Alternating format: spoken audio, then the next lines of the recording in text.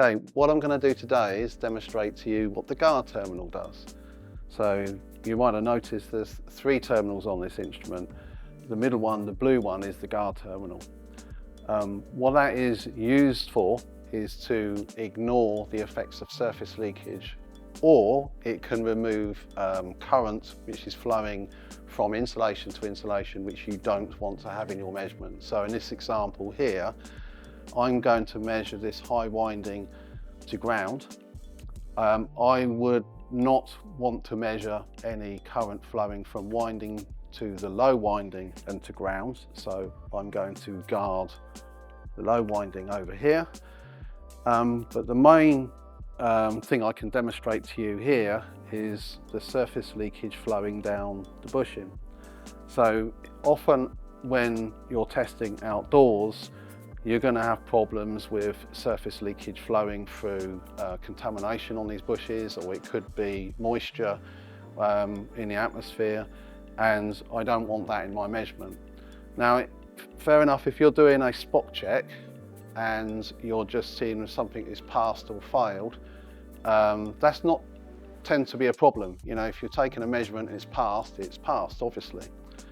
What can happen though is if you get a failure and it's just below the limit, the next thing you want to find out is it actually the insulation or is it surface leakage? And this is where you would connect your guard terminal. Okay, so what I'm going to do to demonstrate the guard terminal is use some homemade contamination which I can spray onto this bushing. So the first thing to do is I'll show you what happens on the measurement. We get a value. So this is now with all nice and clean bushing. There's no surface contamination, so there shouldn't be much tracking going down those bushes. So we might have to leave this a little while just for the reading to settle. Okay, so I'll just start the test as it is at the moment with no contamination on the bushing, and you can see that we've got the test voltage is now present, and in this case I'm doing 2500 volt measurement, and the measurement is climbing.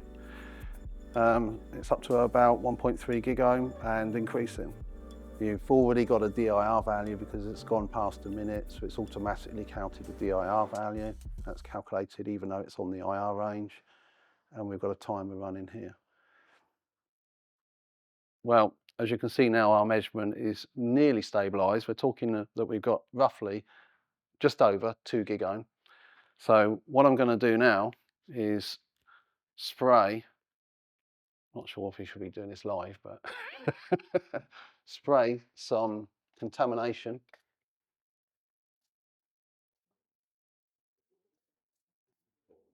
Okay, so now we're going to put the guard terminal in. What I'm going to do is clip it onto this spark gap thing because it's a good convenient place to connect the guard. And now any current flowing down the surface of the bush will be flowing into the guard terminal, which will bypass the measurement circuit, and therefore the reading will come back up to the original value, which, as you can see, it already has. It's now back to where it was. So now the measurement is ignoring the current flowing down the surface of that bush. The reason why I wanted to demonstrate this is because these instruments are particularly good at ignoring that measurement without adding additional error into the measurement. Quite a few instruments on the market do not have the same kind of level of accuracy. We have a performance specification where you can actually have 5,000 times the current flowing down that surface than you measuring through the insulation and still only get an additional 1% error, which is actually pretty incredible. Okay, what I'm going to do now is demonstrate a new feature which was added to the MIT and S1 Mark II called REACT. Now, REACT stands for reabsorption current test, and as it sounds, that's what it's for. It's to measure the reabsorption current coming out of insulation. Okay, so you can see on the display here REACT, and because we haven't actually tested this cable yet, you can see we're measuring no reabsorption currents.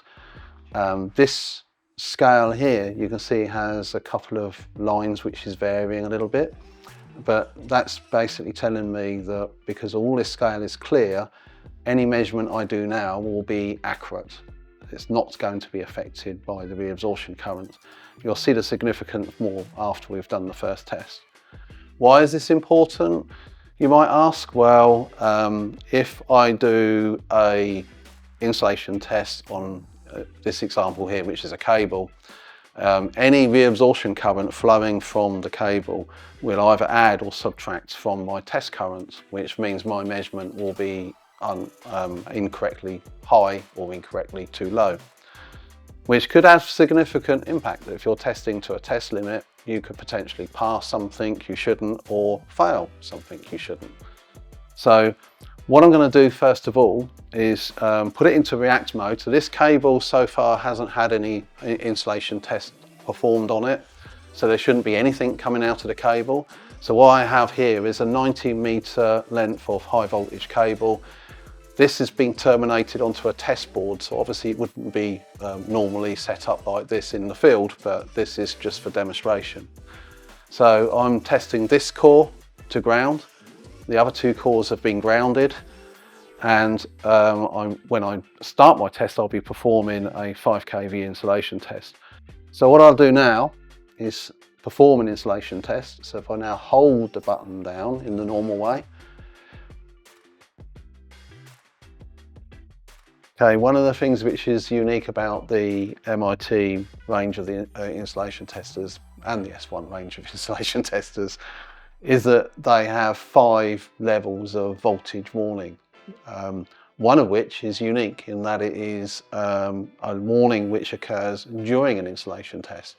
So if you happen to be doing an insulation test and a voltage is applied onto whatever you're testing unexpectedly, if the voltage increases to the point that the voltage is now exceeding the double insulated voltage rating of the instrument will stop the test automatically, and it will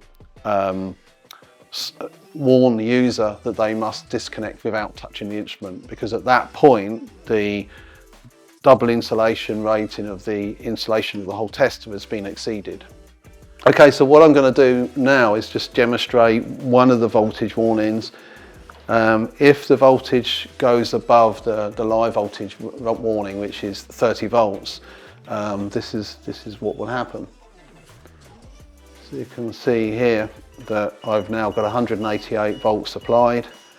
The instrument is beeping to warn me. Now in this condition, the instrument will allow me to test. And the reason for that is because if I'm in a high noise location such as a switchyard or a substation, you can sometimes get this level of voltage from the noise induction. Once you are in the test mode, the instrument's filtration circuits will deal with that kind of level of noise without a problem. So you can see here that you can actually start the measurement and it will take a measurement. Although in this case, there we go, we've got a value. You might have to take that bit out. But as soon as I stop the test, you can see that there is still a voltage warning occurring. Even though I've got my final values on the screen, it's still warning me that there is a live voltage on those terminals. So at this voltage level, this is the first level of warning you have on an MIT. So on an MIT there's 4 levels, on the S1 there is 5 levels. So the first one we demonstrated, which is we've got now, is a live voltage warning. It's measuring the voltage, but it would allow you to start a measurement. And the reason for that is, as I explained earlier, that you could have induced noise causing a voltage on a measurement in locations such as a substation.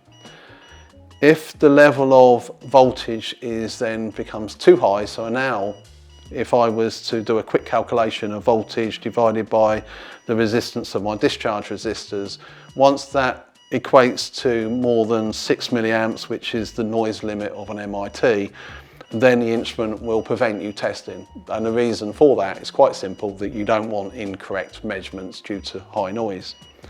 So I'm going to increase the voltage. Once the voltage level exceeds the noise limit of the instrument, you'll suddenly see things will change. Now this point now, that warble is warning me I should disconnect this instrument, and the reason for that is because the voltage across the discharge resistors will now be heating those discharge resistors. So this is in itself a safety feature, because if I leave this in this condition too long, I could potentially damage the discharge resistors. That's the same on any insulation tester, it's not just Megger. So once that happens, I need to turn the voltage off, and that's basically warning me that if I'd left that going, I would have damaged the discharge resistors, which now means if my discharge resistors were to fail, I wouldn't necessarily know they failed. And what that could mean is I could do a test and no longer have the capability of discharging highly dangerous capacitive loads. Right, carrying on from where we were before, we have the warble. So another feature of this is now we're at the point where, as I said earlier on, that the discharge resistors are going to be getting hot. But the other thing is we don't want to be able to start a test, and the instrument automatically inhibits the measurement. So no matter what I do with that test button now, it's not going to do any tests. So the instrument is protecting itself. So another new feature on the MIT and S1 Mark IIs is the PI predictor. So as it sounds, instead of waiting a full 10 minutes, so if you're doing a standard 10-minute PI test, part of the way through the PI test, it will predict what the rest of the IR curve is going to be. And then when it's happy with that prediction, it will stop the test and give you a predicted PI value. This is a huge time saving. I mean, you can imagine if you was doing 3 PI tests on this motor and you multiply that across the amount of motors you can have in a typical factory, if each one of those PI tests becomes 5 minutes instead of a 10-minute test, you're going to save an awful lot of time. So just to show you how this works, at the moment it's set up in a standard PI test. Okay, so to turn the predictive PI on, all I'm going to do is press the OK button on the display, and you can see it says PI prediction on. If I press it again, it will turn it off. You can see it just toggles between PI predictor on or PI predictor off. So with the PI predictor on, you can see that the analog scale has now changed. The scale is, instead of an IR scale, it's now a PI scale of 0 to 8. And you can see the whole scale is blocked out. So at this moment in time, obviously we have no prediction.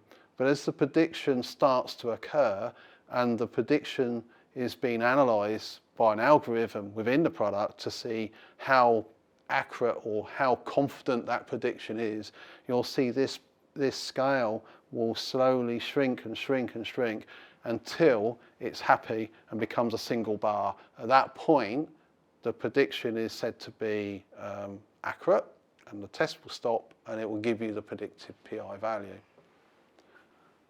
So here you can see we've got it connected to CertSuite Asset, and you can see that we're doing a live stream and we're actually graphing the resistance.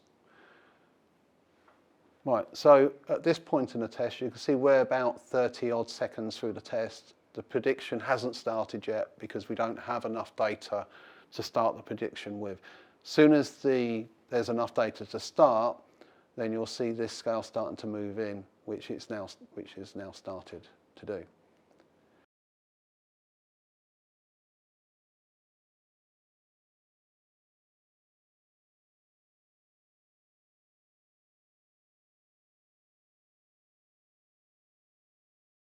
Okay, when it comes to safety, the things like voltage lockouts, including the live voltage warning, they're not the whole story when it comes to safety.